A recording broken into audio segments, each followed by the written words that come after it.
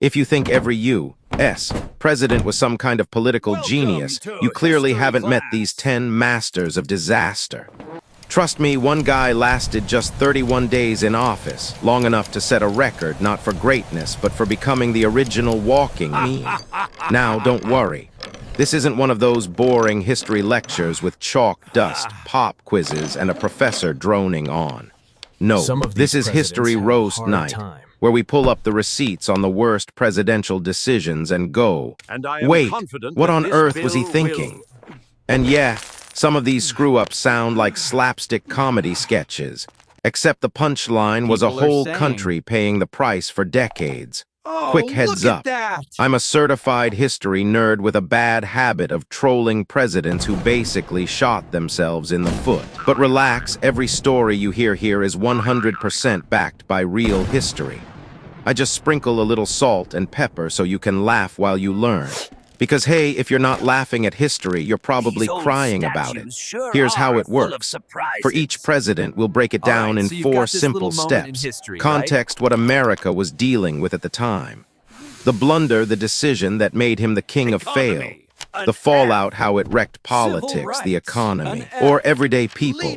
The roast, one punchline that'll make you shake your head and chuckle. All right, seatbelts on. First up, a president whose name sounds familiar, but whose career was about as exciting as cold leftover pizza. Meet Benjamin Harrison, the guy who turned the American economy into a giant game of Jenga and walked away right before it all came crashing down. Benjamin Harrison, the president who played economic Jenga. Imagine going to an all-you-can-eat buffet with your buddies, eating like a king, and then sneaking out the back door while your friends get stuck with the bill. In American history, that guy was Benjamin Harrison. He didn't launch scandals or wars, but one of his decisions turned the U.S. economy into the biggest game of Jenga ever played. It's 1889.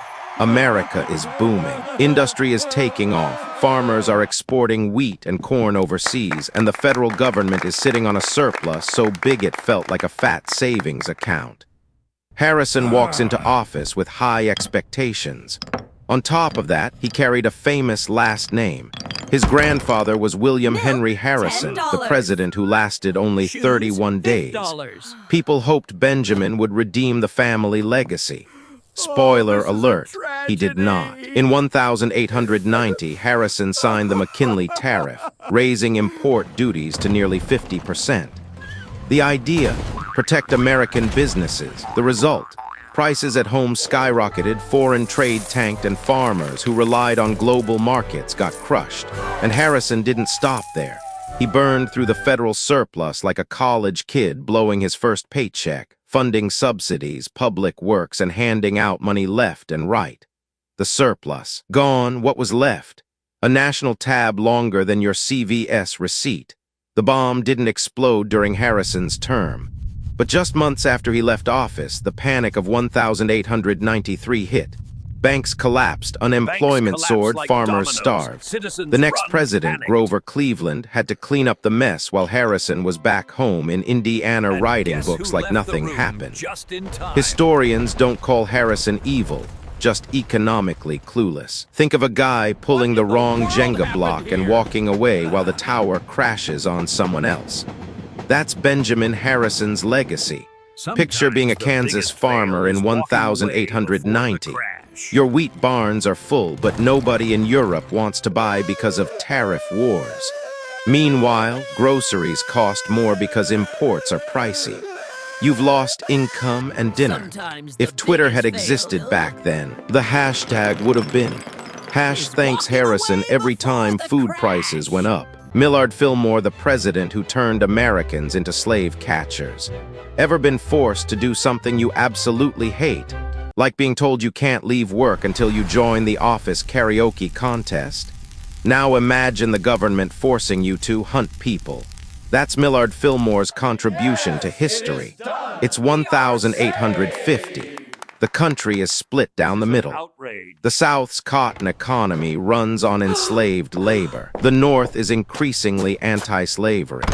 To keep the Union together, Congress passed the Compromise of 1850, and Fillmore, the 13th president, signed the worst piece of that deal, the Fugitive Slave Act. The law required every U.S. citizen, even in free states, to help catch runaway slaves. Refuse, go to jail, show kindness, heavy fine. Even offering a thirsty runaway a cup of water could land you in prison. Overnight, a Boston housewife or a New York blacksmith became an unwilling slave cop. Fillmore thought he was keeping the peace. In reality, he poured gasoline on the fire. Northerners who once didn't care much suddenly got furious. Abolition movements exploded, the Underground Railroad flourished, and instead of calming tensions, Fillmore pushed the nation closer to civil war. Fillmore was like a referee trying to break up a fight by slapping both fighters in the face. Instead of peace, everybody swung harder. Imagine you own a bakery in New York. One night, a stranger knocks and you hand him a slice of bread. Turns out he's an escaped slave. Next day, you're dragged into court as a criminal. Customers boycott you. Life ruined. If this happened today, the trending hashtag would be #MySlaveCatcher. Fillmore would have been the meme. When you try to keep the peace but end up starting a war. William Henry Harrison, the 31-day president. If Guinness World Records gave awards for shortest presidency, William Henry Harrison would hold the title forever. He lasted just 31 days, from the White House to the graveyard in one quick sprint. It's 1841. Harrison, 68 years old, takes office, already old for the era. Critics whispered he was too frail. To prove them wrong, he delivered the longest inaugural speech in U.S. history, nearly 2 hours, outside, in freezing rain, with no coat or hat. Like a grandpa trying to prove he can still skateboard down the driveway. Soon after, Harrison fell sick.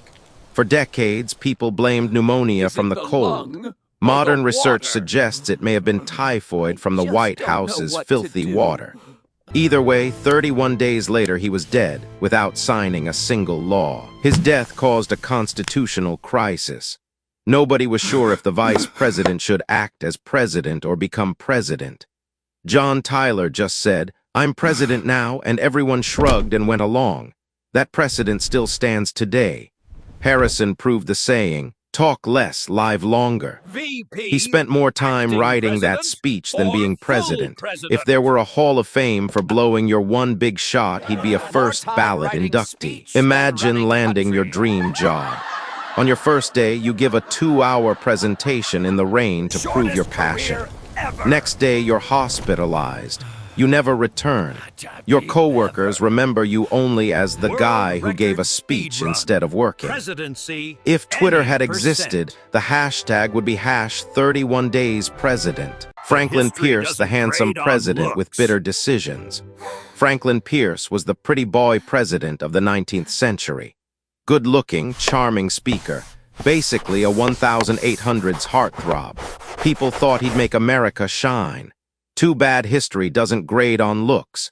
Instead, he turned a golden opportunity into a bloody disaster called Bleeding Kansas. In 1854, much of America's western territory hadn't yet become states. The big question, would these new territories allow slavery? The Missouri Compromise had drawn a line, no slavery north of 36 degrees 30. But Pierce and his allies wanted a new democratic approach. Pierce said, he signed the Kansas-Nebraska Act of 1854, which said the people in each territory could vote on slavery. Sounds fair, right? No. It was like opening the gates for 2 armed mobs to rush into Kansas. Soon the place became a war zone. Houses torched, families murdered, neighbors fighting neighbors. The period became known as Bleeding Kansas. Instead of easing tensions, Pierce poured gasoline on the North-South divide. He even backed the pro-slavery faction, recognizing their fraudulent government. The North was outraged. Rather than calming the storm, Pierce stoked it. The nation stepped closer to civil war. Pierce was like a referee in a soccer match who doesn't just pick sides. He kicks the ball straight into the weaker team's net. People don't remember him for his pretty face, but for the epic fail that pushed America toward bloodshed. Imagine living in Kansas in 1855. You just want to plant corn, but instead your neighbors are packing rifles and burning barns. Your kids fall asleep to gunshots outside. If Twitter had been around, the hashtag would have been #ThanksPierce every time chaos erupted. Woodrow Wilson lofty ideals, but free speech on life support. Woodrow Wilson gets remembered as the professor president, the guy with big ideals about making the world safe for democracy. Sounds like an Avengers-level hero, right? Problem, back home he crushed free speech harder than any villain. Wilson led America during World War I. Europe was burning, millions dying. When the U.S. joined the war in 1917, Wilson feared domestic dissent could weaken national unity. He signed the Espionage Act of 1917 and Sedition Act of 1918. Suddenly, criticizing the government, the military, even the flag was a crime. More than 2,000 Americans were prosecuted. Journalists, workers, union leaders. Eugene Debs, who ran for president multiple times, was jailed just for giving an anti-war speech. Wilson preached democracy abroad while gagging it at home. After the war, he championed the Treaty of Versailles, which punished Germany so severely it planted the seeds of World War II. Then came his pet project, the League of Nations. Irony of ironies, the U.S. Senate refused to join. Wilson built the global club, but America stayed outside. Ouch. Wilson was like the strict teacher who makes the whole class sit in silence, then brags he's created the perfect learning environment. He taught democracy to the world, but put duct tape over his own citizens' mouths. Picture being a Chicago factory worker in 1918. You hand out a flyer saying, "This war makes no sense." Next day, you're in prison. If Wilson had Twitter, he'd probably suspend the entire platform for national security reasons. Hashtag #free speech fail. George W. Bush from post 9/11 unity to the $1 trillion quagmire. George W. Bush came into office with a Texas grin, the friendly neighbor president. Then history dumped every disaster on his doorstep except maybe a meteor strike. And the way he handled them, let's just say, a $1 trillion series of fails. Bush took office in 2001. Just 8 months later came 9/11. Nearly 3,000 Americans killed. In that moment, Bush became the symbol of unity, approval ratings through the roof. But the honeymoon lasted about 6 months. In 2003, Bush invaded Iraq based on claims Saddam Hussein had weapons of mass destruction. Spoiler. He didn't. What followed was nearly a decade-long quagmire costing over $1 trillion, more than 4,000 American soldiers' lives, hundreds of thousands of Iraqi civilians, and a Middle East destabilized for decades. On top of that, Bush signed the Patriot Act, giving the government sweeping surveillance powers. The NSA could tap your phone or read your emails without a warrant. Bye-bye privacy. And then came Hurricane Katrina in 2005. Levees broke, New Orleans drowned, and tens of thousands were trapped in the Superdome without power, water, or working toilets. The government's slow response turned Bush into the poster child for bureaucratic failure. Bush was like the well-meaning neighbor who always offers to help, but every time he does, he breaks something expensive. History remembers not just his Texas smile, but the chain of choices that reshaped the post-9/11 world into a long, messy hangover. Imagine you're a U.S. soldier in 2004, marching through the Iraqi desert searching for weapons of mass destruction, and never finding them. Or a New Orleans resident stranded on your roof waving for rescue as days go by. If hashtags existed then, they'd be #ThanksBush for both Iraq and Katrina. Andrew Johnson, the president who undid the Civil War's gains. If the Civil War was major surgery to cut out the cancer of slavery, Andrew Johnson was the doctor who ripped off the bandages way too early, letting the wound fester and get infected. In 1865, Lincoln was assassinated, and Vice President Andrew Johnson suddenly inherited the presidency. The country was shattered. Millions of freedmen were looking for a new start, and the South needed rebuilding. It was a once-in-a-lifetime chance to heal and create a more equal society. Johnson, a former slaveholder from Tennessee, didn't believe in racial equality.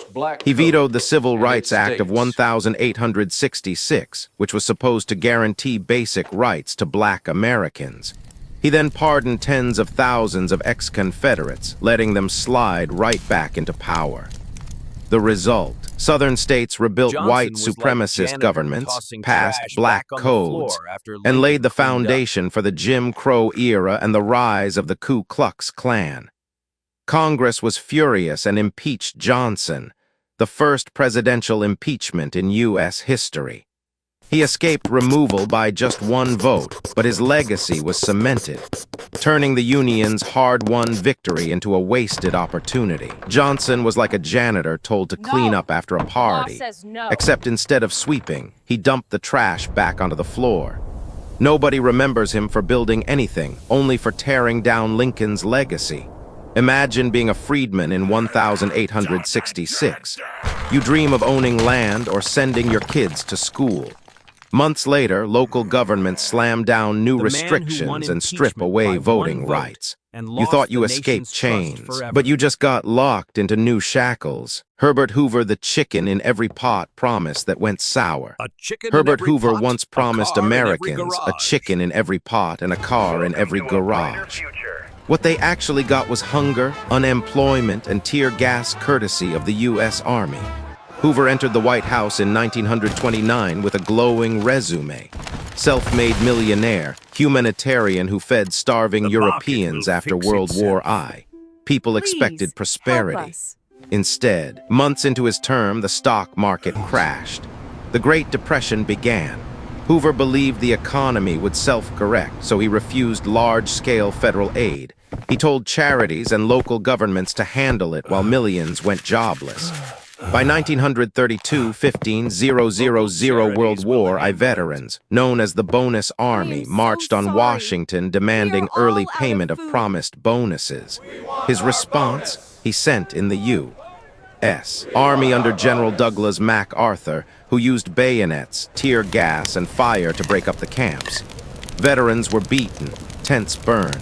The shocking images hit newspapers nationwide. Hoover, once seen as a humanitarian hero, was now branded cold and heartless. Shantytowns of the poor were mockingly nicknamed Hoovervilles. His name became synonymous with failure. Hoover was like a math whiz who aces calculus but forgets basic multiplication. People expected him to save the economy, but instead he froze, then sixed the military on desperate veterans. Picture being a veteran in 1932. You fought in France, risked your life, and now you're unemployed, broke, living in a shack by the Capitol. Instead of your promised bonus, you get tear gas in your face. If Twitter existed, hashtags would read #NoChicken, no car, or #Thanks Hoover. James Buchanan, the president who watched America burn. If there were an award for most passive president in history, James Buchanan would win it hands down. He sat in the White House as the nation caught fire and decided the best strategy was to do nothing. In 1857, Buchanan took office amid fierce North-South tension over slavery. The Union needed a strong leader to hold it together. Instead, it got Buchanan. He leaned on the Supreme Court to solve the crisis. The result was the infamous Dred Scott decision. Black people, free or enslaved, could never be U.S. citizens. Buchanan even pressured justices behind the scenes. He declared the slavery debate settled. Spoiler, it wasn't. When Lincoln was elected in 1860, Southern states began seceding. Buchanan's response: he declared secession illegal, but also claimed the federal government had no power to stop it. That logic was so twisted it left Americans baffled. By the time Buchanan left office, 7 southern states had seceded, forts seized, and the Union teetering on collapse. He didn't start the Civil Union War, breaking but his apart. failure to act practically guaranteed it. Buchanan was like a security guard watching a burglar walk into your house and saying, "Hey, that's against the rules, but I can't actually stop you." Imagine being a northerner in 1860, watching state after state secede while the president shrugs. You'd wonder if He the didn't country start the even had a Civil War, leader. but he did If nothing to hashtags stop it. existed, it would be #do something Buchanan. Warren G. Harding, the Return White to House king of normalcy. corruption. Warren G. Harding once admitted, "I am not fit for this office." Rare honesty from a politician, and he proved it every single day. Harding took office in 1921, promising a return to normalcy after World War I. People wanted stability.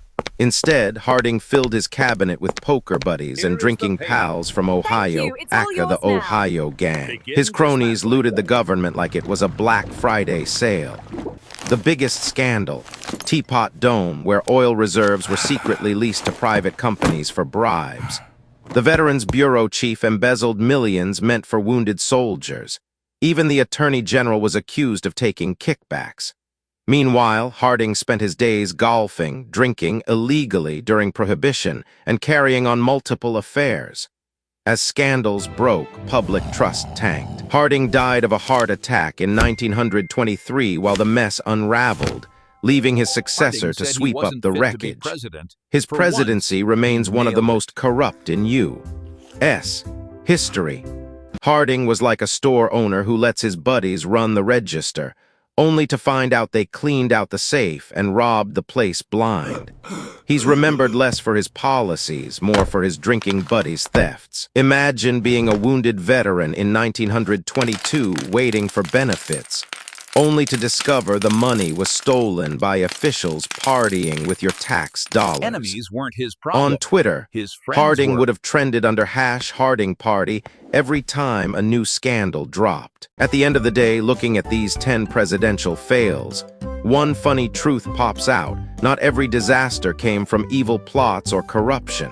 Sometimes it was just a cocktail of bad luck plus bad judgment. William Henry Harrison didn't mean to die after 31 days. He just couldn't resist showing off. Hoover didn't want people starving. His stubbornness earned him the reputation of being cold-hearted. And Buchanan, instead of leading, he chose to sit back and watch the country collapse in slow motion. The big lesson here is familiar. The higher the power, the bigger the responsibility. One signature inside the White House can shake an entire economy, throw millions into hardship, or drag a nation into war. One bad move at the top can leave scars that last decades, even centuries. And here's the kicker. If you look closely, you can still see these kinds of fails today. Politics still produces short-term decisions with long-term pain. Economies still get wrecked by reckless pivots. Societies still swallow band-aid compromises that only make explosions worse down the line. History doesn't repeat exactly, but it sure loves to remix the same old fails with new faces. So instead of just laughing at presidents in history books, maybe we should ask, how do we avoid repeating their mistakes today? The difference now is that every decision is live-streamed, tweeted, and memed in real time, and the consequences hit faster than ever. But what about you? Who do you think was truly the worst president in U.S. history? Drop their initials in the comments and let's roast through history together. And hey, don't forget to hit subscribe, ring that bell, and swing by the channel every day for more stories that are as funny as they are shocking. Because next time, we're diving into the strangest presidential deaths, from choking on cherries to keeling over at the desk. Trust me, it's more dramatic than a Hollywood script. See you then. And remember, study history to laugh, but also so you don't end up becoming history's punchline.